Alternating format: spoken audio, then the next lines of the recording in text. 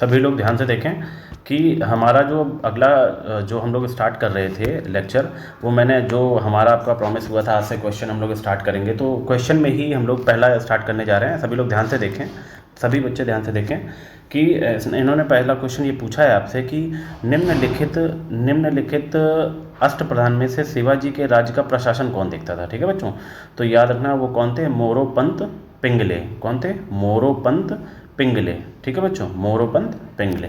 अगला क्वेश्चन देखिए आप, सूरसागर किसके समय लिखी गई थी। तो पहले तो बच्चों आप ये याद रखिए कि सूरसागर लिखी थी सूरदास जी ने। ठीक है बच्चों, ये बात आप हमेशा याद रखिएगा, जो भी कवि या लेखक होते हैं आपको ये ध्यान देना है कि वो किस शासक के समकालीन या समकक्ष था।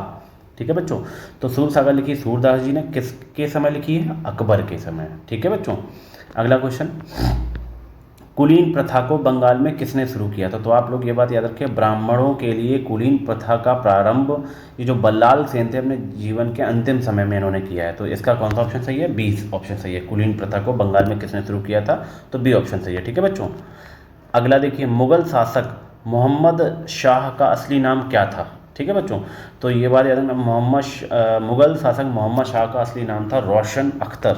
ठीक है बच्चों, ध्यानपूर्वक ये क्लास अटेंड करें और ये बहुत ही इंपॉर्टेंट है आपके लिए। तो मुगल शासक मोहम्मद शाह का असली नाम क्या था बच्चों, तो मुगल शासक मोहम्मद शाह का असली नाम था रोशन अख्तर। ठीक है बच्चों, अगला है आपका, बच्चों आप सभी लोग ध्यान से देखें, किसके काल को मुगल चित्रकला का स्वर्णकाल कहा जाता है। किसके काल को मुगल चित्रकला का स्वर्णकाल कहा जाता है। तो बच्चों दो चीज़ें होती हैं, चित्रकला और स्थापत्य कला। तो जो स्थापत्य कला का स्वर्णकाल है वो शाहजहाँ के समय का है, लेकिन चित्रकला का स्वर्णकाल जो है वो जहांगीर के टाइम पीरियड को कहा जाता है। ठीक है बच्चों, वो किसके टाइम पीरियड को कहा जाता है, जहांगीर के टाइम पीरियड को कहा जाता है। ठीक है बच्चों, अगला है आपका, जायसी की पद्मावत क्रमशः निम्नलिखित में से किस बोली और लिपियों में लिखी गई। बहुत इंपॉर्टेंट क्वेश्चन है, बहुत ज़्यादा इंपॉर्टेंट है। तो सबसे पहले मलिक मोहम्मद जायसी ने पद्मावत में एक तो अवधी भाषा का प्रयोग किया। अब आपके पास ऑप्शन बचते हैं ए और डी। और हमेशा बच्चों एक बात याद रखिएगा, तुक्का कभी भी 4 ऑप्शन में मत मारो, क्योंकि गलत होने के चांसेस 75% है और सही होने के चांसेस 25% है, और लीस्ट चांस पे कभी भी तुक्का नहीं मारा जाता। ठीक है बच्चों, तो इसमें सबसे पहले ए और डी ऑप्शन बचते हैं। अब अवधी और अरबी, अवधी और फारसी, तो मलिक मोहम्मद जायसी ने जो पद्मावत लिखी थी वो अवधी और फारसी में लिखी। ठीक है बच्चों, अवधी और फारसी में। ठीक है, अब अगला क्वेश्चन देखो बच्चों, निम्नलिखित में से कौन पत्र और आधिकारिक दस्तावेजों के रूप में सुल्तान मोहम्मद बिन तुगलक और सुल्तान फिरोज शाह के शासनकाल के इतिहास के एक अत्यंत मूल्यवान स्रोत हैं। आप लोग बच्चा ये बहुत अच्छे से ध्यान रखें सभी लोग। आप ये 4 ऑप्शन देख सकते हैं और चारों ऑप्शन में आप देखकर बताइए कि जो पत्र लेखन का जो कार्य था इस पूरे जो इन्होंने इसको सिक्योर करके रखा था, इसको किस नाम से जाना जाता है। तुगलकनामा, किरान उस सदीन, इंशा-ए महरू, तारीख़ फ़िरोज़शाही। तो ये है इंशा-ए महरू और इसमें 133 पत्रों का भिन्न भिन्न विषयों पर संकलन है, यानी 133 पत्र हैं ये ऐसे। ठीक है, अगला है, निम्नलिखित में से कौन सा प्रसिद्ध यात्री मोरक्को का मूल निवासी था। ठीक है बच्चों, ये हम लोगों ने पढ़ा भी था। तो मोरक्को का मूल निवासी कौन था बच्चों, ये था इब्न बतूता। ठीक है बच्चों, तो आपका ये क्वेश्चन क्लियर हुआ, इब्न बतूता। ठीक है बच्चों, अगला, तज़किरे ए हुमायूं या अकबर निम्नलिखित में से किसके द्वारा लिखा गया है। ठीक है बच्चों, तो एक है बयाजिद बयाद, मिर्ज़ा मोहम्मद हैदर दुगलत, निजामुद्दीन अहमदी और निम्न में से कोई भी नहीं। तो ये बच्चों आप सभी लोग ध्यान रखें, इसका बी ऑप्शन सही है, मिर्ज़ा मोहम्मद हैदर दुगलत। ठीक है बच्चों, अब आते हैं 10वें क्वेश्चन पे। सुल्तान मोहम्मद बिन तुगलक के शासनकाल के दौरान पेश किए गए चांदी के सिक्कों को कहा जाता था। देखो बच्चों, यहाँ पे एक थोड़ा सा गलत हुआ है, मोहम्मद बिन तुगलक के मिस टाइप है, एक्चुअली यहाँ पे होना चाहिए था सोने के सिक्कों क्या कहा जाता था उस समय। ठीक है, तो उन्हें क्या कहा जाता था, दीनार कहा जाता था। ये चांदी नहीं है, थोड़ा सा गलत टाइप हुआ है, तो ये सोना है यहाँ पे। ठीक है, सोने के सिक्कों क्या कहा जाता था, तो दीनार कहा जाता था। ठीक है, 11वां बच्चों क्वेश्चन, निम्नलिखित में से किस मुगल बादशाह के नाम पर ईस्ट इंडिया कंपनी ने भारत में सबसे पहले सिक्के चलाए। ठीक है बच्चों, तो ये आप लोग याद रखें, किसके नाम पे, फर्रुखशियार के नाम पे 1717 में परमिट मिली थी ईस्ट इंडिया कंपनी को इस चीज़ की।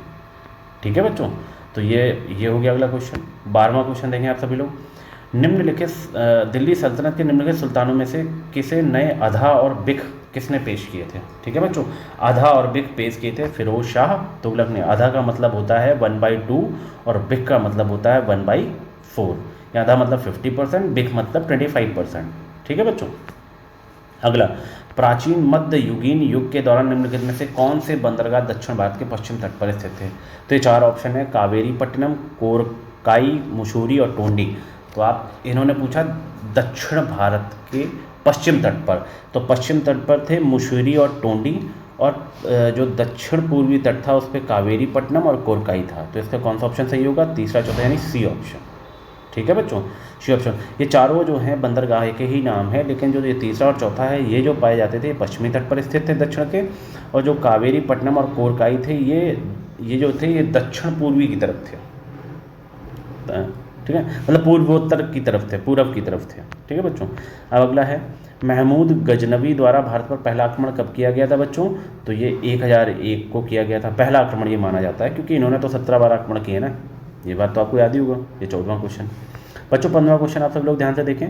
दिल्ली के तुर्की प्रमुखों ने आराम शाह के स्थान पर निम्नलिखित में से किसे सिंहासन पर बैठाने के लिए आमंत्रित किया? इसका जो दामाद आपको याद होगा किसको बुलाया गया? कुतुबुद्दीन ऐबक का दामाद था इल्तुतमिश, उसको बुलाया गया इस पर बैठाने के लिए। ठीक है बच्चों, तो इसका क्या ऑप्शन सही है? सी, इल्तुतमिश।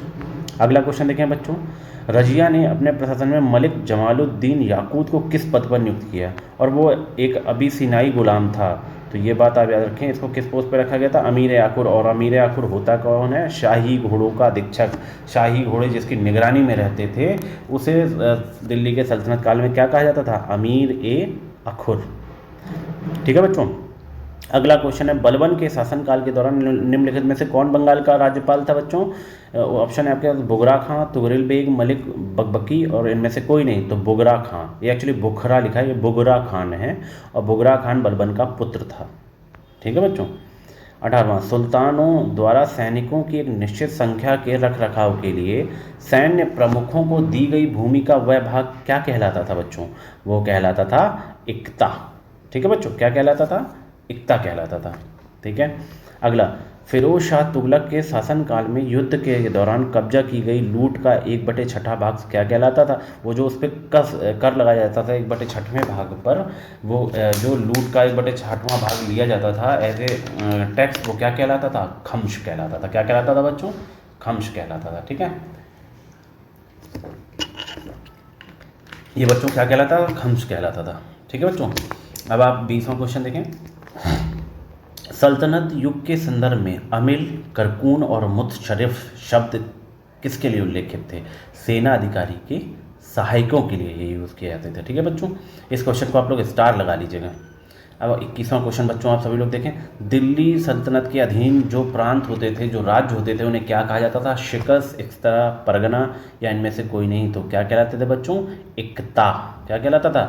इक्ता। ठीक है। 22वां, दिल्ली सल्तनत में किस मंत्री को सुल्तान के समकक्ष पद प्राप्त था? बच्चों ये क्वेश्चन बहुत इंपॉर्टेंट है, बहुत ज़्यादा इंपॉर्टेंट है। आप सभी लोग इसको स्टार कर लें, और आपको ये बहुत सी बुकों में नहीं भी मिलेगा, तो आप इस चीज़ का ध्यान रखें। क्या, कौन होता था सुल्तान के समकक्ष? नायब। ठीक है बच्चों। 23वां क्वेश्चन आप देखें। 23वां क्वेश्चन है, निम्नलिखित में से कौन दिल्ली सल्तनत के अधीन धर्मार्थ विभाग था? तो दिल्ली सल्तनत के अधीन धर्मार्थ विभाग जो था उसे कहा जाता था दीवाने खैरात। क्या कहा जाता था बच्चों? दीवाने खैरात। संस्कृत में जामवंती कल्याणम और उषा परिणायम निम्नलिखित में से किसकी कृतियां हैं बच्चों? तो आप ये याद रखें, ये साउथ के एक राजा हुए कृष्णदेव राय, उनकी द्वारा लिखित, उनके द्वारा रचित रचना है ये। सभी बच्चों इसको ध्यान से पढ़ें। अगला है, पार्वती मंदिर निम्नलिखित में से किस स्थान पर स्थित है? पार्वती मंदिर आपका त्रिचुरापल्ली, चिदम्बरम, वेल्लोर और मदुरै। तो ये पार्वती मंदिर जो है ये आपका कहाँ स्थित है? वेल्लोर में। ठीक है बच्चों। अब बहमनी साम्राज्य को कितनी प्रशासनिक इकाइयों में विभाजित किया गया था? ठीक है बच्चों। तो बहमनी साम्राज्य आप देखना, इसको 4 भागों में डिवाइड किया गया था। चारों भागों के नाम क्या थे बहमनी साम्राज्य में? गुलबर्गा, दौलताबाद, बरार और बीदर। बहमनी साम्राज्य को कितनी प्रशासनिक इकाइयों में बांटा गया था? तो बहमनी साम्राज्य को 4 प्रशासनिक इकाइयों में बांटा गया था। पहला क्या था? गुलबर्गा, दूसरा था दौलताबाद, तीसरा था बरार, चौथा था बीदर। ठीक है। मोहम्मद आदिल शाह के शासन के दौरान निम्नलिखित में से कौन पूना का राज्यपाल बना? तो बच्चों आप ये सब याद रखें, कौन बना था? शिवाजी। ठीक है बच्चों, कौन बना था? शिवाजी। बच्चों 28वां क्वेश्चन देखें। अली बरी शाह निम्नलिखित में से किस राजा द्वारा सफल हुआ था? तो ये सफल हुआ था इब्राहिम बरीद शाह के द्वारा। किसके द्वारा? इब्राहिम बरीद शाह। चंदेरी का युद्ध बच्चों कब हुआ था? चंदेरी का युद्ध बच्चों कब हुआ था? तो ये याद रखें आप, चंदेरी का जो युद्ध हुआ था ये हुआ था बच्चों, कब हुआ था? 1528 में, 1528 ईस्वी में। ठीक है बच्चों। चौसा का युद्ध आ जाता है। चौसा का युद्ध बच्चों ये हुमायूं अफगान और शेरशाह के बीच में सम्मिलित रूप से हुआ था, और ये युद्ध हुआ था 26 जून 1539 में। कब हुआ था बच्चों? 26 जून 1539 में बिहार में बक्सर से 10 मील दक्षिण पूर्व में ये लड़ा गया था, और ये इस युद्ध को कौन जीता था? शेरशाह सूरी। ठीक है बच्चों। अगला बच्चों क्वेश्चन देखें 31वां। शेरशाह के प्रशासन के दौरान प्रशासनिक इकाइयों को क्या कहा जाता था बच्चों? शेरशाह के प्रशासन की इकाइयों के दौरान क्या कहा जाता था बच्चों? आप सभी लोग ध्यान दें, क्या कहा जाता था इसको? इक्ता। क्या कहते थे बच्चों? इक्ता। अगला 32वां क्वेश्चन आप सभी लोग, अकबर के शासन के प्रारंभिक वर्षों के दौरान निम्नलिखित में से कौन बिहार और बंगाल पर हावी था? तो ये आप लोग याद रखें, कौन हावी था? तुर्क। ठीक है बच्चों। 33वां, ताजमहल के अंदर के जो बगीचा है, ताजमहल के अंदर जो बगीचा बना हुआ है उसे किस नाम से जाना जाता है बच्चों? उसे जाना जाता है, आपने देखा होगा, उसे कहते हैं ताजमहल गार्डन। क्या कहते हैं बच्चों? ताजमहल गार्डन। अब अगला है 34वां, दिल्ली सल्तनत की दरबारी भाषा कौन थी? तो याद रखना बच्चों, दिल्ली सल्तनत की दरबारी भाषा कौन सी थी? फारसी। बहुत इंपॉर्टेंट है, आप अरबी लगा देंगे, इस बात का आप विशेष ध्यान रखें, इसलिए आप इस क्वेश्चन को हाईलाइट कर लें। दिल्ली सल्तनत की दरबारी भाषा क्या थी? फारसी। क्या थी बच्चों? फारसी। ठीक है। 35 क्वेश्चन देखें, निम्नलिखित में से किस एक युद्ध से दिल्ली में मुगल शासन की नींव पड़ी बच्चों? तो याद रखना, पानीपत का पहला युद्ध होता है, बाबर लड़ता है, और पानीपत के पहले युद्ध को बाबर जीतता है, और यहीं से मुगल शासन की नींव भारत में पड़ जाती है। ठीक है बच्चों। फिर निम्नलिखित में से कौन औरंगजेब का उत्तराधिकारी बना? तो याद रखना बच्चों, औरंगजेब का उत्तराधिकारी उसका पुत्र मोहम्मद मुअज्जम बना, जो बाद में बहादुर शाह के नाम से गद्दी पर बैठा। ठीक है बच्चों। फिर आपका 37वां, खलीफा से अनुरोध करने और प्राप्त करने वाले पहला सुल्तान कौन था? इल्तुतमिश। ठीक है बच्चों, कौन था? इल्तुतमिश। अब अगला है, मुल्तान को अरबों ने किस रूप में नामित किया था? तो याद रखना, मुल्तान को सोने का शहर कहा जाता था, यानी सिटी ऑफ गोल्ड, या इसी को कहते थे जवाहर अल बहूर। किस नाम से बच्चों? जवाहर अल बहूर, या सोने का शहर, या सिटी ऑफ गोल्ड। ठीक है बच्चों। अब बच्चों आप 39वां क्वेश्चन देखें, निम्नलिखित में से कौन सा सूफी आदेश सबसे अधिक रूढ़िवादी? मैंने आपको बताया था सूफी आदेश चिश्ती, कादरी, सरवरी कादरी, नक्शबंदी, तो सबसे ज़्यादा जो कट्टर थे वो कौन थे? नक्शबंदी थे। ठीक है बच्चों। अगला है, सिखों के 10 गुरुओं में से 5वें कौन थे? 10 गुरुओं में से 5वें थे गुरु अर्जुन देव, और सिखों के पहले गुरु कहे जाते हैं गुरु नानक देव। ठीक है बच्चों। और गुरु नानक देव जन्म से खत्री हिंदू थे, बाद में उन्होंने सिख धर्म को टीचिंग्स दी हैं। तो गुरु अर्जुन देव वो व्यक्ति हैं जो 5वें गुरु भी थे, और इन्हीं ने ही स्वर्ण मंदिर की नींव भी रखी थी, या इन्हीं को स्वर्ण मंदिर का संस्थापक भी कहा जाता है। ठीक है बच्चों। आप लोग, अब हम लोग डे बाय डे क्वेश्चन करेंगे, और हमारा टारगेट होगा एटलीस्ट 300 क्वेश्चन करने का। 300 क्वेश्चन का हम लोग टारगेट रखेंगे बच्चों, और 300 क्वेश्चन हमें डेली, हम 300 क्वेश्चन जब मिड के कर लेंगे, फिर एक बार आप बच्चों जो इंपॉर्टेंट टॉपिक है उनको भी पढ़ाने के बाद फिर हम मॉडर्न हिस्ट्री स्टार्ट करेंगे। ठीक है बच्चों। तो सिखों के 10 गुरुओं में से 5वें कौन थे, पता लग गया।